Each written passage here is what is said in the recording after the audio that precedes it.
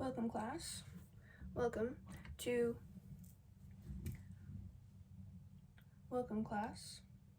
Class is in session, so please do take your seats. Now is the time to take your seats and to listen very closely, okay? We're going to be discussing the real reason you weren't invited, okay? We do have a lot to cover. I've got my itinerary and all my notes and all the things we'll be discussing throughout this session. There's a lot of meats and potatoes, a lot of horchatas and enchiladas, okay? We're gonna dive right in. So our itinerary is as follows. This is the information we're gonna jaunt through together. First, we will pray. We will start in alignment with the divine, with the creator, with each other, with the universe. Then we're gonna do a story time. Next, societal conditioning, biases, what have you. Then we'll jump into biblical truths as it pertains to why people don't invite you. And then we will also jump into spiritual laws. Following that, what you can do when these things happen in your life, because we all face rejection. Historical references of rejection, which I'm sure y'all can already write down a few that you would already know. What the Kabbalists say about rejection. Some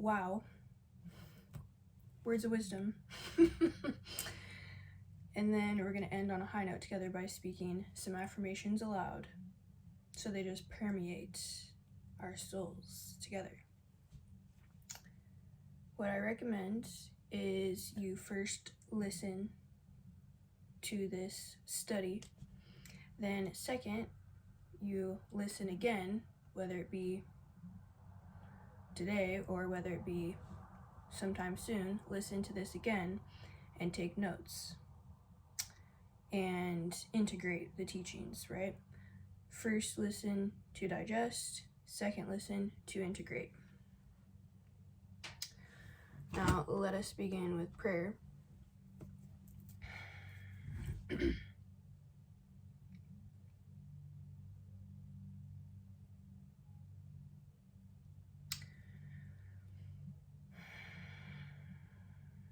God, creator, source, divine,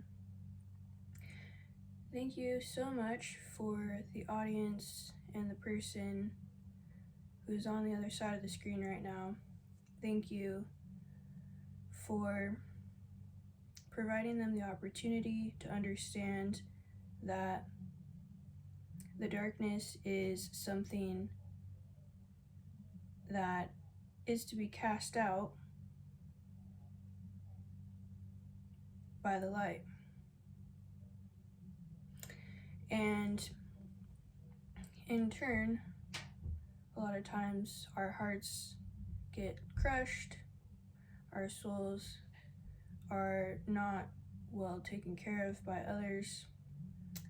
And in these times, thank you for allowing us the ability to utilize these moments of hardship, these moments of rejection from our loved ones, what have you, these moments of pain and suffering, to better ourselves, to become closer to you, to become more divine, and to stand tall as a pillar for ourselves and others in the community.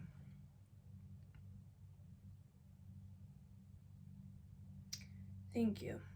Amen. Okay. So, let's understand, set the scene, the tone, if you will, exclusion as divine alignment. Now, the reason I wanted to bring this up, and if you clicked on this video, it's probably because you might be hurting currently, or someone maybe tried to purposely hurt you by, not inviting you to some type of event that you would have liked to go to and attend for whatever reason, okay? So a little personal experience with myself this week, and for right now it's Monday, so we're starting strong with this rejection right here, okay? What happened to me this week is I found out that a portion of my family tree, if you will, is gathering for what would be considered a family reunion. And one of my biological parents gives me, they give me that information.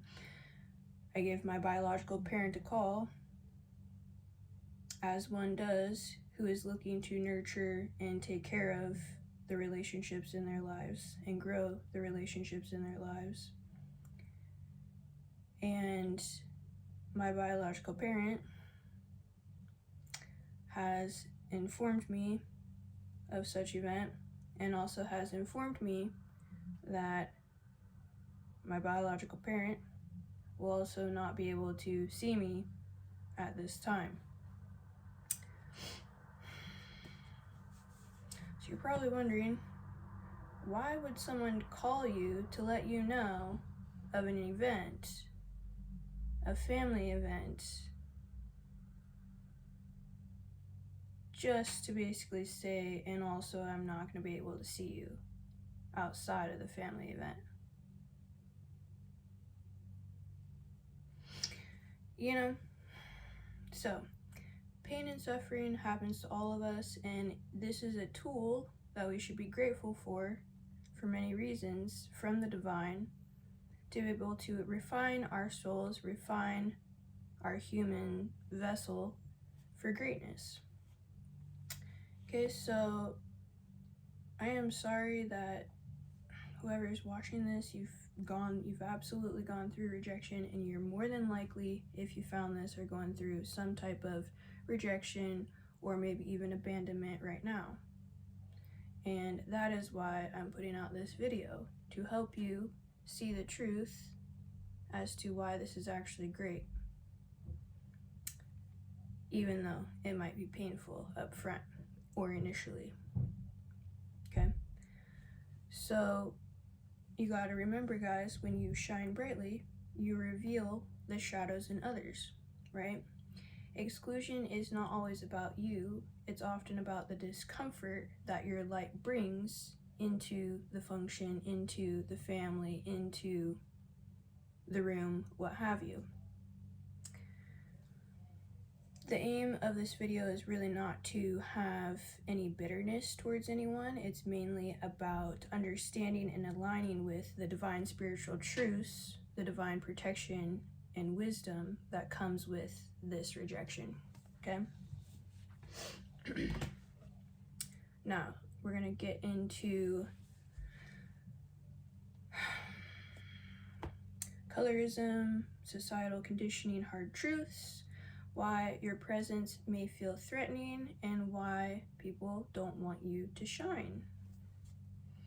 So first, some uncomfortable truths about beauty standards, intelligence standards, maybe financial standards, whatever the standards might be within your own community or family, and uncomfortable truths about people's internalized insecurities, right?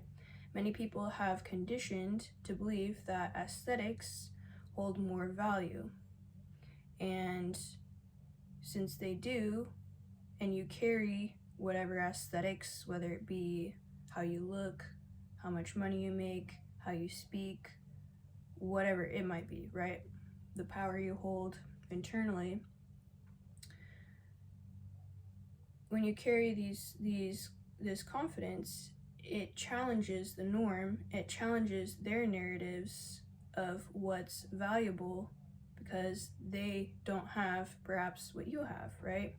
And it's a very unsettling feeling for them. The human nature and human condition is also just to resist change. Fear of change really does keep people the same, and it's their internal thermostat that if it gets too hot, they're like, oh no. If it gets too cold, they're like, oh no. Whatever their internal thermostat is their equilibrium, even though it's probably out of balance and not an equilibrium, so to say, but you understand what I'm saying here. Many people fear others who actually disrupt the status quo. If the status quo is down here in low vibrational frequency, you better believe people aren't going to want to have a high vibrational frequency around the function. If you embody beauty, confidence, grace, presence, many people have everyone has a presence about them. Your radiance, in turn, your presence, can disrupt their false narratives, right? Another big one under the umbrella of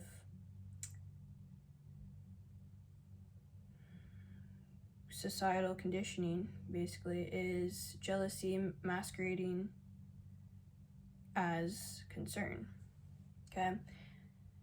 Exclusion is often disguised as what's best for the group, but it's really all about control and suppression. The true motivation, and the truth is fear of being overshadowed. Quite simply. In the historical context, a lot of patterns of exclusion in many, many cultures, the most powerful beings, most powerful souls, human beings, spiritual beings, were excluded or silenced in order to maintain an illusion of superiority, right? Those who challenged oppressive norms, whether through intellect, beauty, spiritual power, what have you, those have historically been cast out to maintain control. We've seen this time and time again. Okay, now we're going to transition into the next sector of class, which is some biblical truths. So, grab your Bible. I have many Bibles tucked away on my shelf here. The backdrop I'm going for is Elon Muskiana. You know, knowledge is power, guys. So, one thing I love about this Bible is it has the Apocrypha. And the Apocrypha is basically some of the books of the Bible that were removed. And it always makes you question and raise large concern when books of the Bible are removed.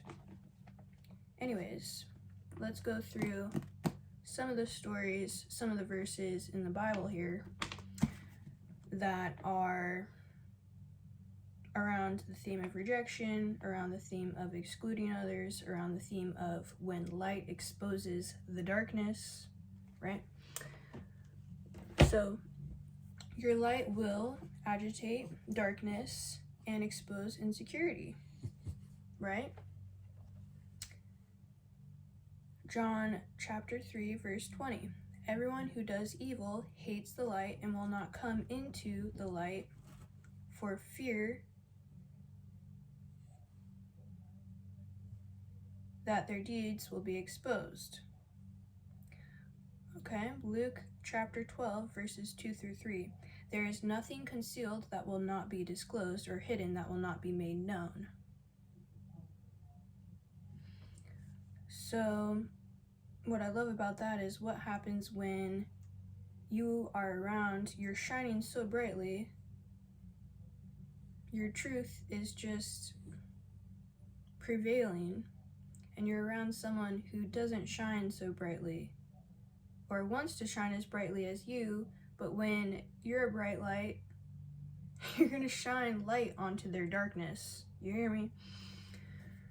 Okay, next, God's protection through rejection. We've all heard this many times, but in Psalm 118, verse 22, the stone the builders reject has become the cornerstone. Right? Romans 8:28, and we know that in all things God works for the good of those who love him. A good story in Genesis is actually Joseph's story. So his brothers are the ones who cast him out due to jealousy, due to how favored he was by his father and by God.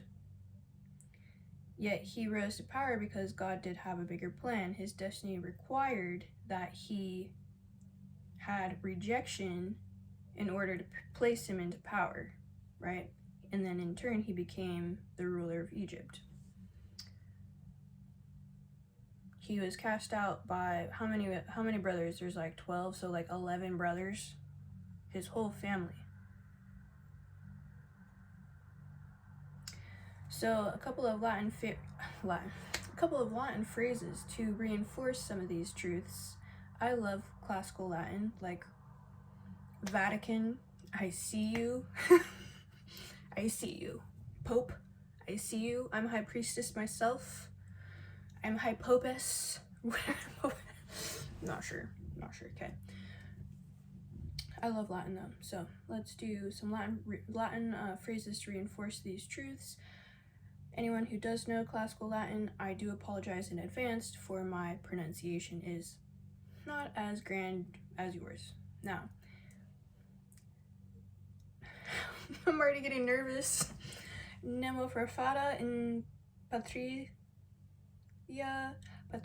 sua, which means no prophet is accepted in his own land. Luke chapter 4, verse 24, those closest to you often reject your greatness. All right, next Latin phrase. Veritas, oh shoot, I think I said that wrong. Veritas vos liberi. I'm not gonna edit this. I'm a one-hit wonder. Veritas vos liberabitum. Okay. The truth will set you free. The truth is, I can't do this. I can't speak Latin. Okay, and that is out of John chapter 8, verse 32. Next Latin phrase to reinforce these truths is fiat lux, which means let there be light in Genesis chapter 1, verse 3, a reminder that the divine light cannot be dimmed. So if you can't dim it when it's around you, it must be in turn rejected. So that way your hideous truths, if you are not of the light, will not be shown or will be shown. Next Latin phrase, ego sum qui sum, I am who I am, Exodus chapter 3, verse 14, standing firm in your divine identity. You do not waver or change yourself for others. You do not turn your light down or dim your light for others. Okay, so now we're going to get into quite a big next chapter here is going to be some spiritual laws that reinforce and explain rejection, what it is, how to deal with it. So the first law we'll discuss right now is going to be divine compensation. Divine exchange, compensate, exchange, right? Every rejection creates a space for greatness to be poured into. You have to make room for greatness. What is taken away in turn, something will be returned that's in higher alignment with your truth. So always consider a loss as a spiritual gain.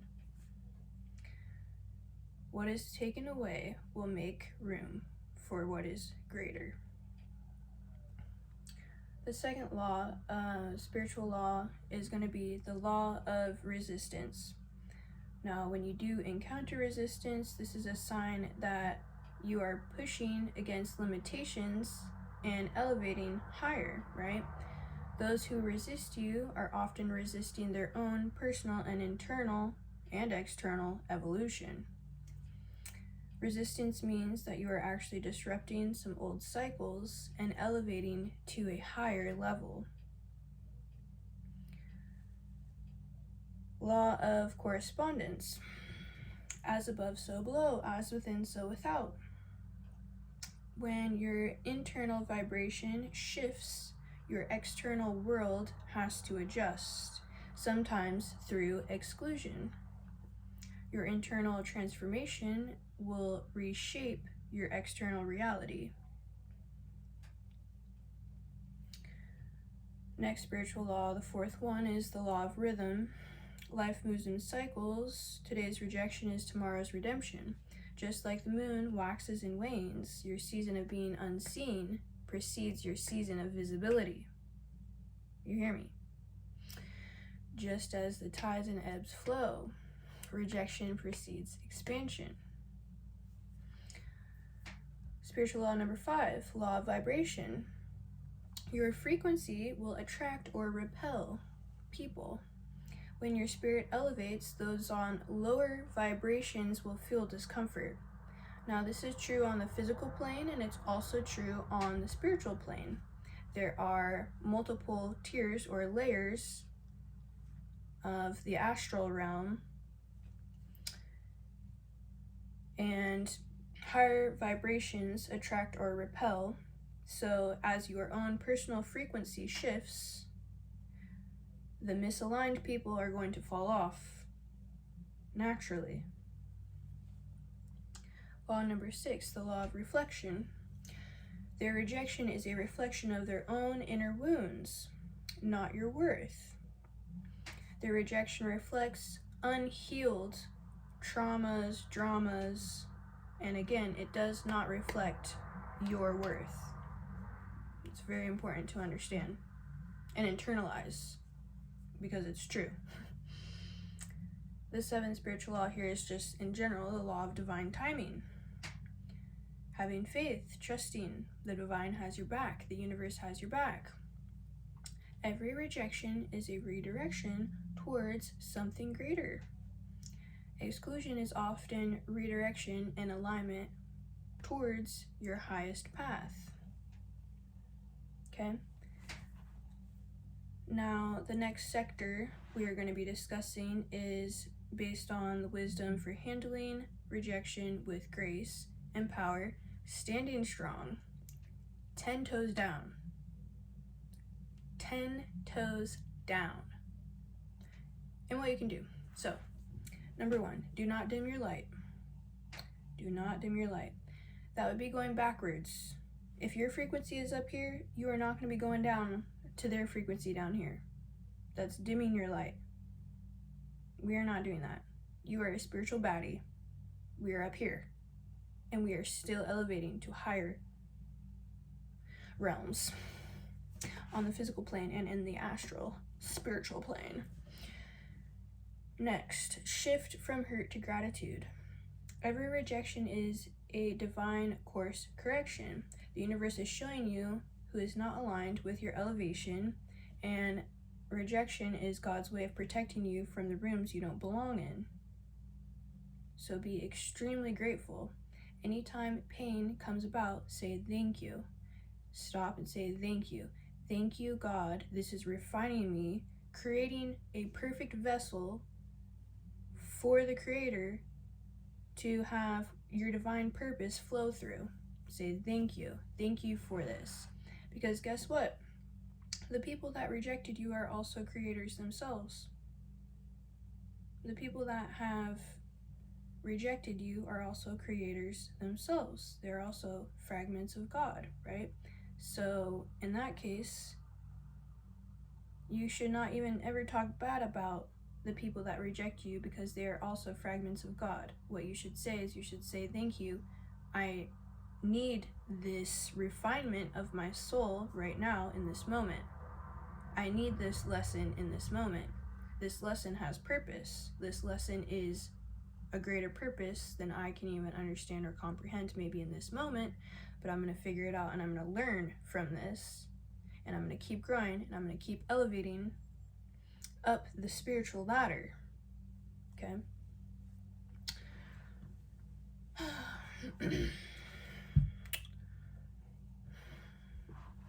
Okay. You know, let's just some tea. Okay. Maybe some Chanel. This is my favorite Chanel. This is the first Chanel lipstick I ever bought. Rouge Allure Velvet 40 La Sensuale. You know, just a little something, something. Okay. And some pineapple juice. Intermission, guys. Learning takes a lot of brain power.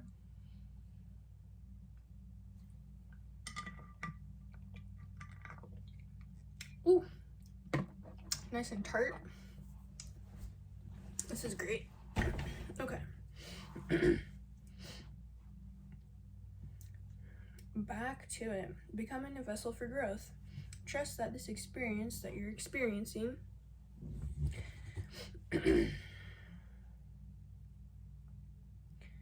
is fine-tuning your purpose.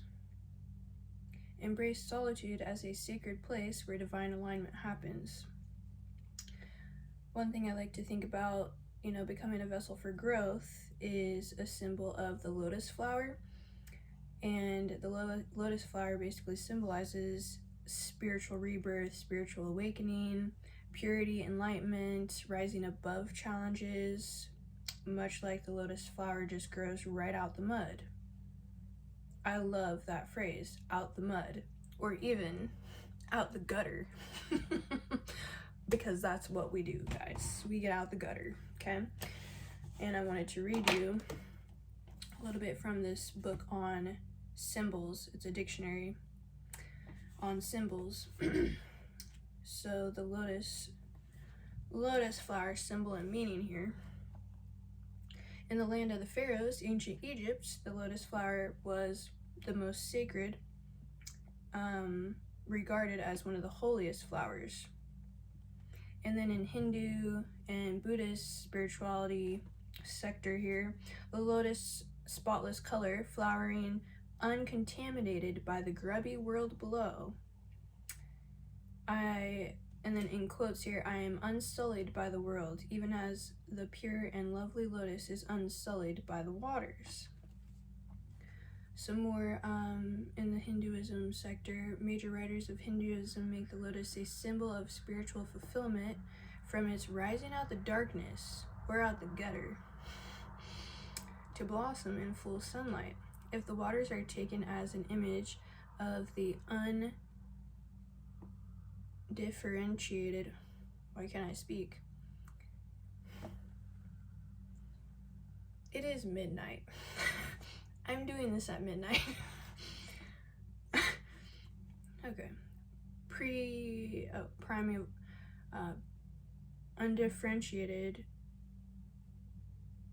primeval state, the lotus will stand for manifestation, which emanates from them and which blooms on their surface.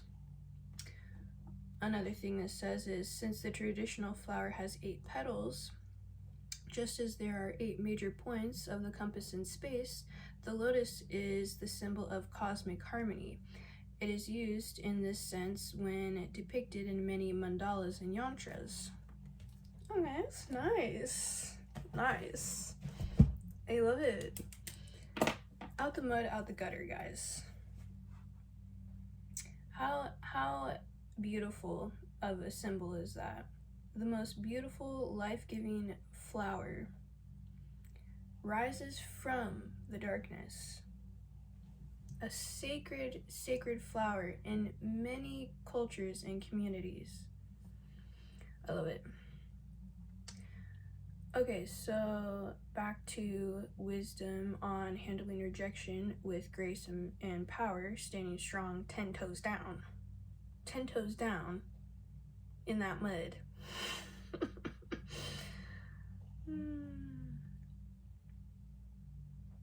Embrace solitude as sacred alignment. Isolation can be preparation for elevation. Now, we're going to end this section on a tarot card pull that I did at the beginning before I sat down here. And I just asked, what do my babies need to know? My spiritual babies, which is you guys, my little babies. So the first card we got was the High Priestess. Beautiful, beautiful card. Just lovely.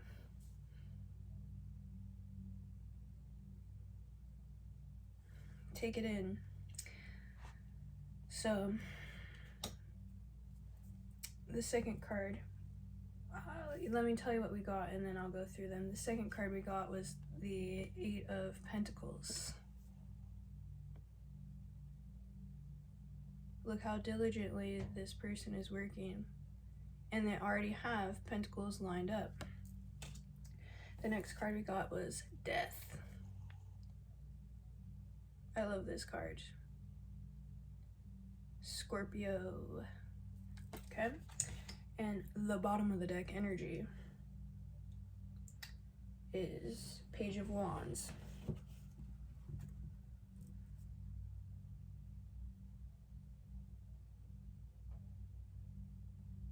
Look at that. A new journey, okay? So for anyone who doesn't really understand tarot, or perhaps they haven't opened their mind to tarot, tarot is a tool, and it's something that you can basically utilize the pictures and the imagery to kind of assess and draw meaning, pull in meaning or different ways of viewing whatever it might be.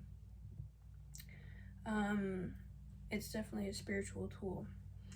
So yeah, so with this spread here, what it's really giving is with the High Priestess, right? So this is basically seeing the truth, sitting on your throne in your power, understanding the unity and duality of life, your own intuition, mystical influence, the moon, what is hidden and what is true. This goddess crown here is, there's like 3 parts to it. One part is the maiden, one part is the mother, and the other part is the crone. And it's the cycle of life, right? Now, leaning into your intuition, how does this spread kind of fall into what we're discussing here? This is you guys. This is you seeing behind the veil, seeing the unknown, listening to your intuition, revealing truths, spiritual wisdom, spiritual truths that others are not yet as advanced or know, right?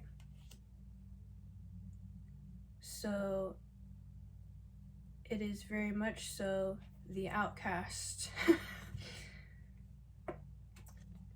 The person that is intimidating, that you don't want around, the person that gets rejected because they stand in their truth.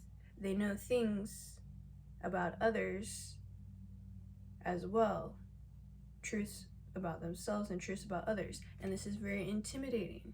This is extremely intimidating to people. Okay? And then with our Eight of Pentacles, so this card is basically all about, well, Pentacles in general is like working, diligence, manifestation, very, very grounded and rooted in the earth. You know, I think when it comes to the rejection, it's about what's blocking your manifestations, right? What's blocking your manifestations from materializing? What's blocking your manifestations is bad cycles that keep repeating themselves. Maybe the cycle of trying to fit in to where you don't belong. Or repeating things of the past when the past needs to be a chapter that is closed. Right?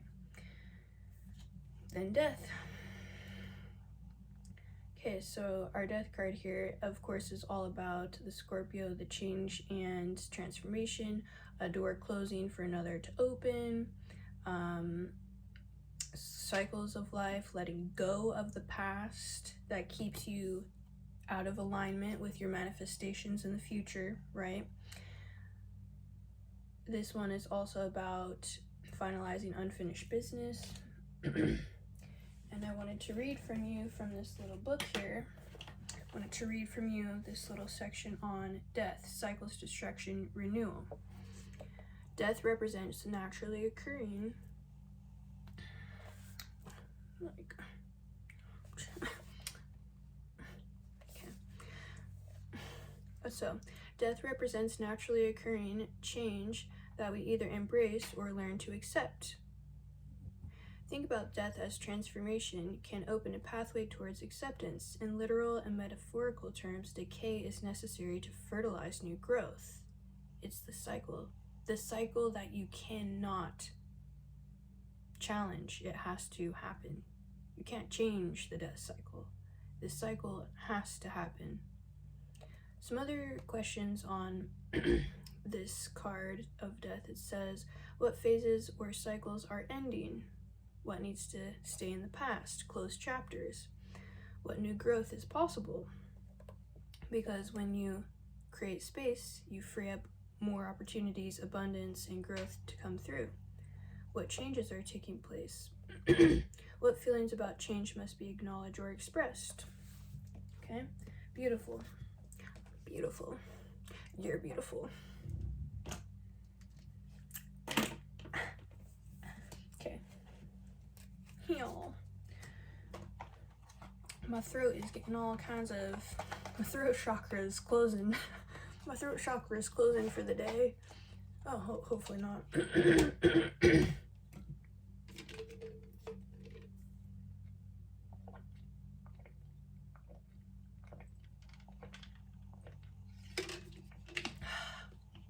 Nothing like some good sustenance.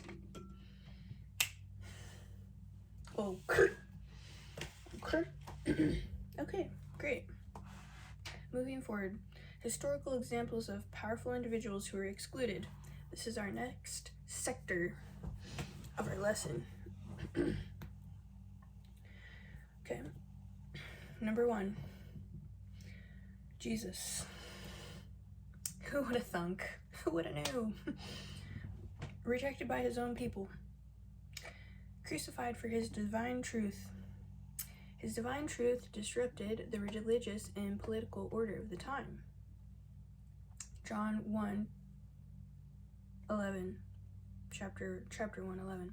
He came to his own, and his own did not receive him.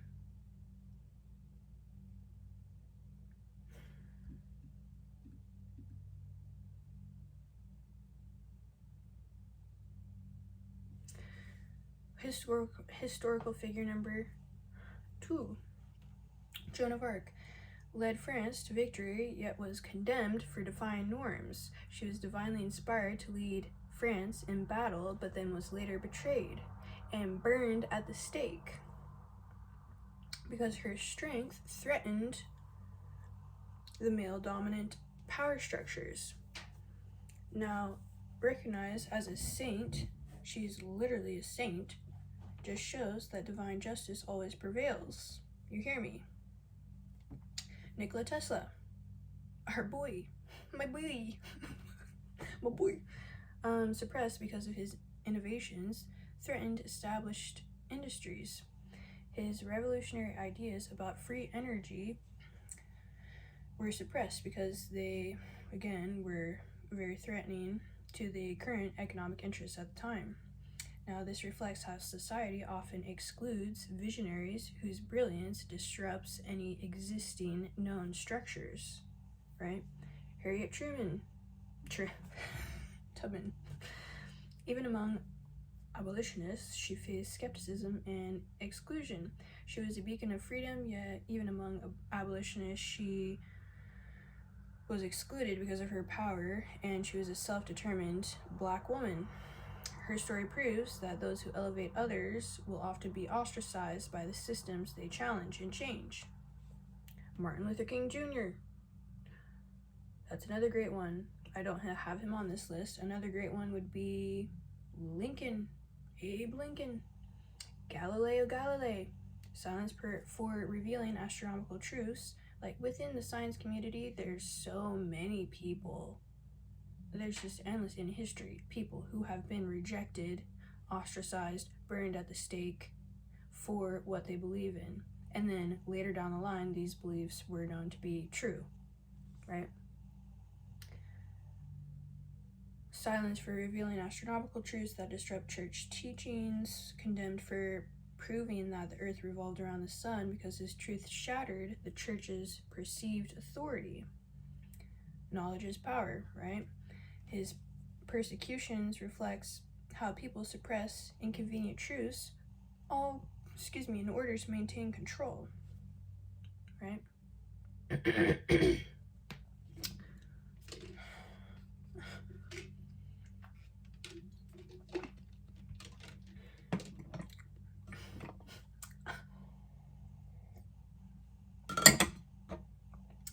got some gum here too.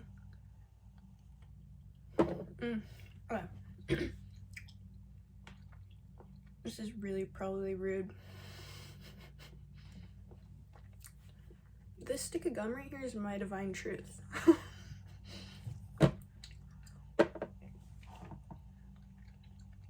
Let me get it to like a really good consistency, you know? So it's like not in the way. Okay. Now, Kabbalistic teachings on spiritual refinement.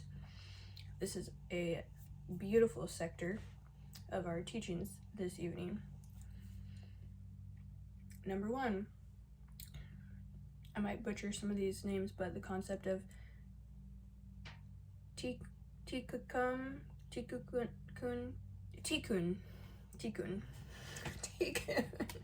correction and soul refinement.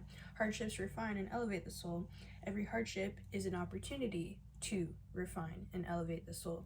Being excluded is not a punishment, it is a divine redirection for spiritual purification. Okay.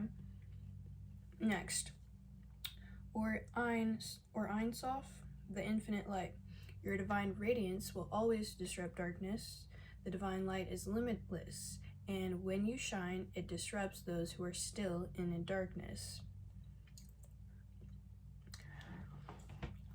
Sic transit gloria mundi, which is Latin for thus passes the glory of the world, aka earthly status is fleeting, but true power is actually eternal. Your true power is your soul.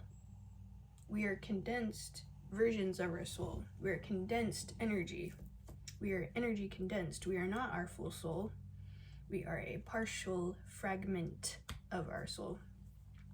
And therefore, you always got to be thinking about that long game, guys, that eternal game. It's not just about this life.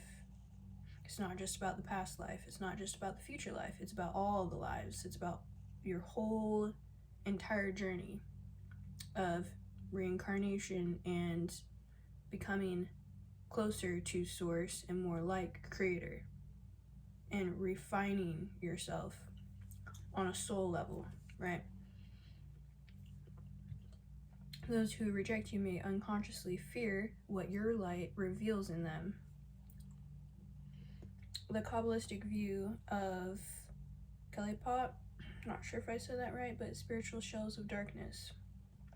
Those rejecting you are often resisting divine transformation within themselves, right? People who try to suppress your light are spiritually covered in the Kelipot, the shells that block divine energy, the spiritual shells of darkness. When you shine, you challenge spiritual stagnation, and they either break open or resist, right? The path of Da'at, which is higher knowledge, our fourth Kabbalah truth here. Wisdom lies in recognizing rejection as divine selection. True wisdom comes from understanding that rejection is divine selection. God will remove any distractions and illusions so you can step into your highest calling. Okay?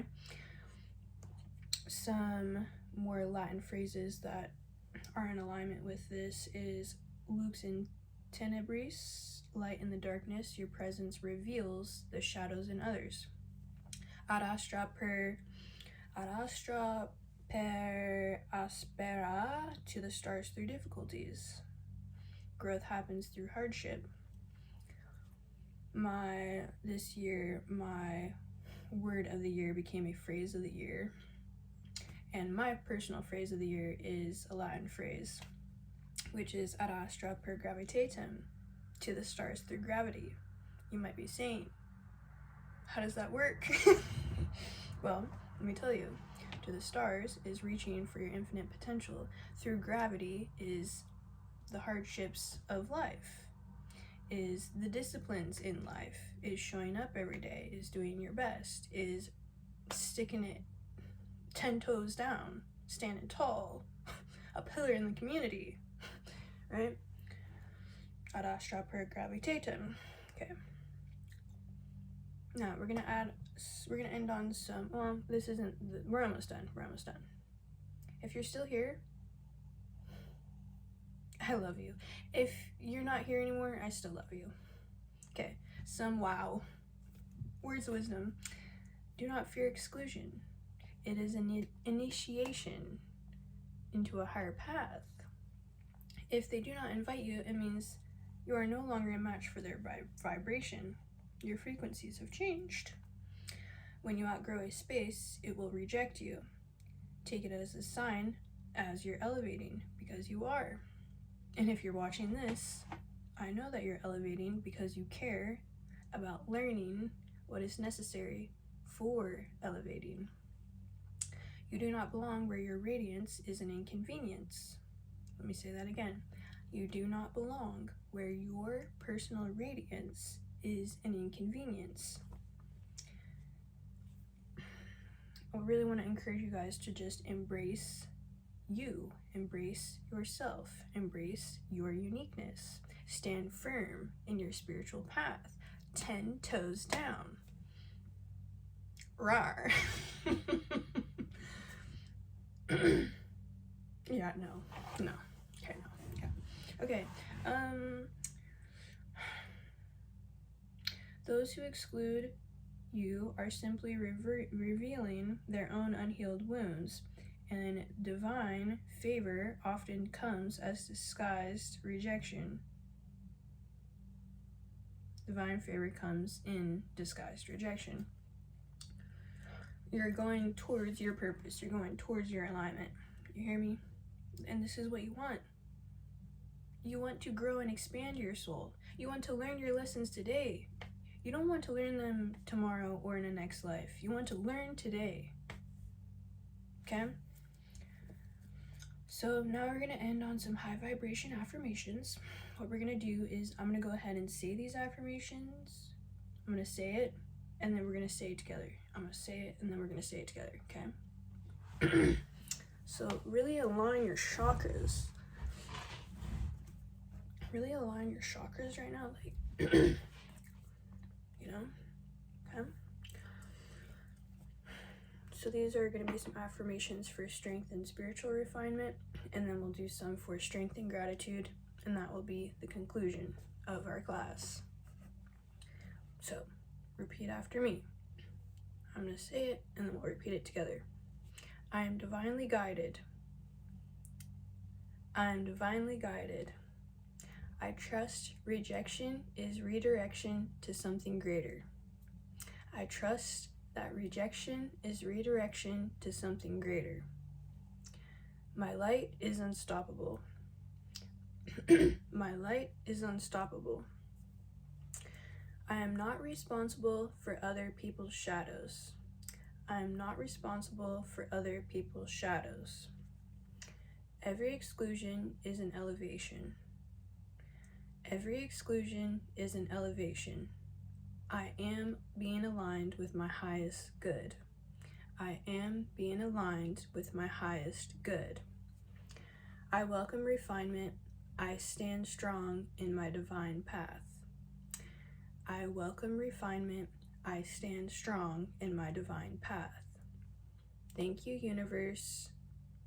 Thank you, universe, for revealing what is not for me, for revealing what is not for me, so I can embrace what is, so I can embrace what is.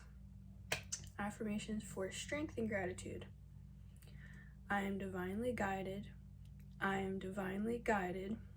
Rejection is redirection towards greatness. I got that one written down twice, y'all. Sorry about that. Okay.